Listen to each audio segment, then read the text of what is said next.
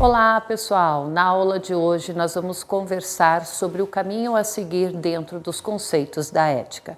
Nos livros de Genealogia da Moral e Além do Bem e do Mal, o filósofo alemão Nietzsche tenta desconstruir a imagem que a nossa sociedade tem dos valores morais, afirmando que essa visão está demasiadamente entorpecida pela moral cristã.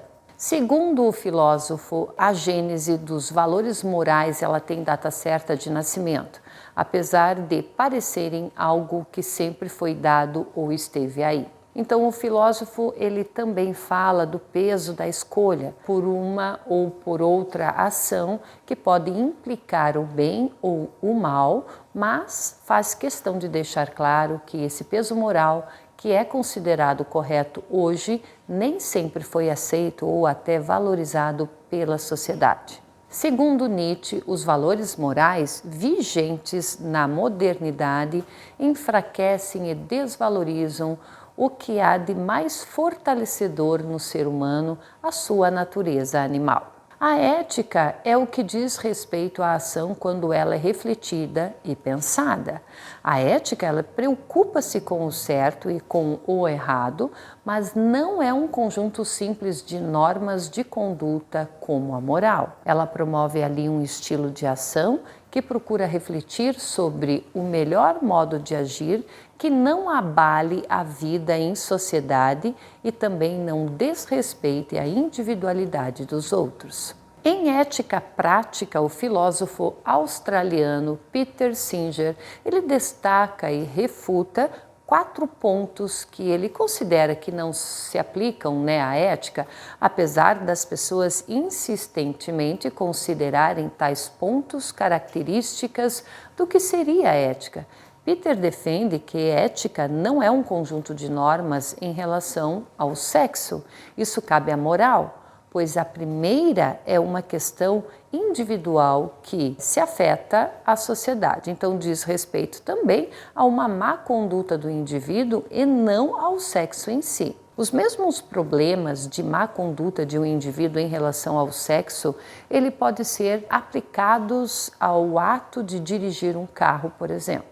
Então, se ele é responsável e, com suas atitudes sexuais, atinge apenas a si mesmo, ele não está agindo fora do que a ética prediz, do mesmo modo que uma direção segura e responsável não afetaria a sociedade.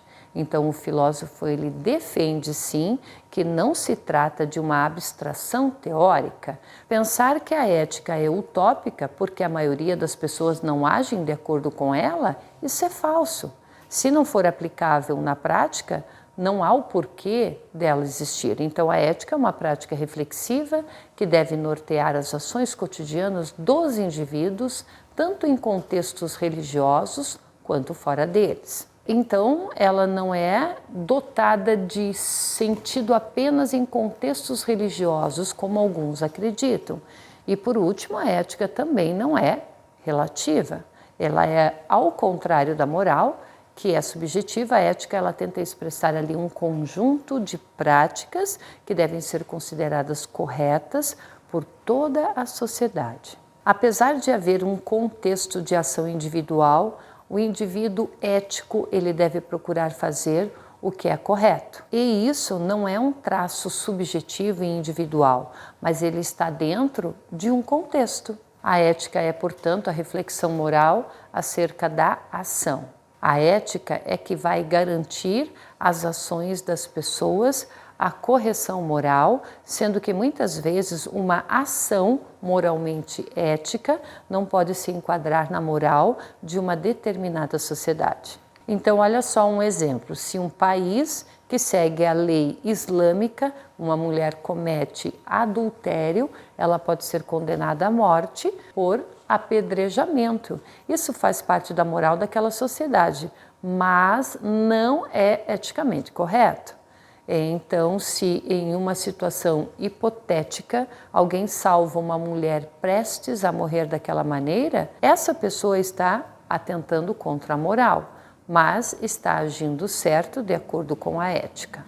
Alguns exemplos de ética aqui, olha só. Procurar agir com justiça é um deles, não se apropriar indevidamente do que não é seu, não prejudicar os outros, respeitar o convívio social. Gostou da aula de hoje? Olha só, então nos siga no YouTube para ficar por dentro de todas as novidades, ok? Até breve!